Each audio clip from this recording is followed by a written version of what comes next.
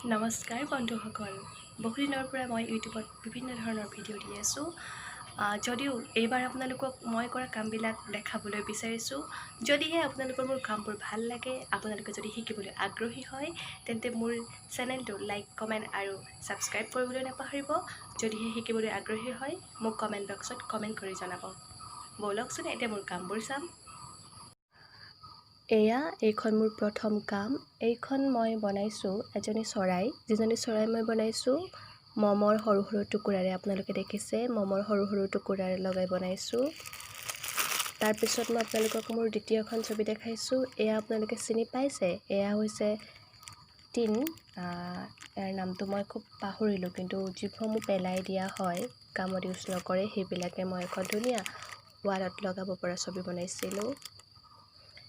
এইখন হৈছে তৃতীয় ছবি। যিখন ছবি মই বনাইছিলোঁ এয়া কাঠৰ মাৰি, যিবিলাক গছৰ ডালবোৰ থাকে, আৰু এয়া হৈছে শিলগুটি, আৰু তাত মই কালাৰ কৰি দিছোঁ শিলগুটিবোৰত।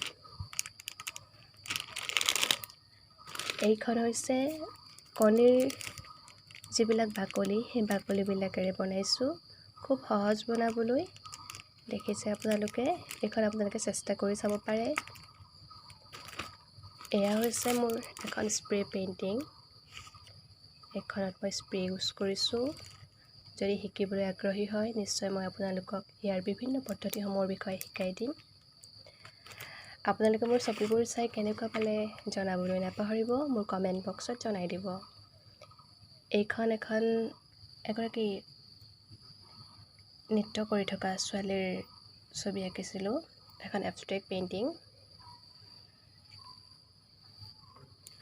এইখন মই বনাইছিলোঁ চন্দনৰ গুটি আছে, ইয়াত পাথৰ আছে, লগতে এইবিলাক যিসমূহ ভঙা কাপবিলাক মই ব্যৱহাৰ কৰি ছবিখন বনাইছিলোঁ।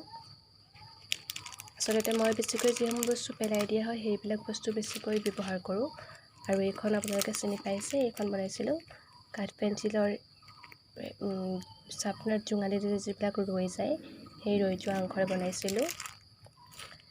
এইখন বনাইছিলোঁ, এয়া হৈছে মুগাৰ খোলা, পাট মুগাৰ খোলা আৰু ৰঙালাও গুটি, লগতে ইয়াৰ মই কিছুমান মাৰি ব্যৱহাৰ কৰিছোঁ। ইয়াৰ পিছতে এইখন আঁকিছিলোঁ বাতৰি কাকতত এজনী দুখ লগা ছোৱালী। এয়া আঁকিছিলোঁ এজোপা কলগছৰ ছবি। কি কল ঠিক হয়তো মই ক'ব নোৱাৰিম, কিন্তু মোৰ ভাল লাগিছিলে, সেয়েহে মই এখন ফটোৰ পৰা এখন চাই আঁকিছিলোঁ। আৰু এয়া এজনী এবষ্ট্ৰেক্ট ছবি, এজনী ছোৱালীৰ সুখ দুখৰ কাহিনীক লৈ আঁকিছিলোঁ। জীৱনৰ বিভিন্ন ৰঙৰ বিষয়ে এই ছবিখনত অঁকা আছে। হয়তো ভালদৰে চালে, গভীৰভাৱে চিন্তা কৰিলে আপোনালোকৰ মনতো সেই ছবিখনৰ যি কথা, সেই কথা আপোনালোকক চুব। আপোনালোকে মোৰ কামবোৰ কেনেকুৱা পালে জনাব, আৰু যদি আগ্ৰহী হয়, নিশ্চয় আগলৈ মোৰ কামবোৰ দেখুৱাম। আৰু মোৰ চেনেলটো লাইক, কমেণ্ট আৰু ছাবস্ক্ৰাইব কৰিবলৈ নাপাহৰিব।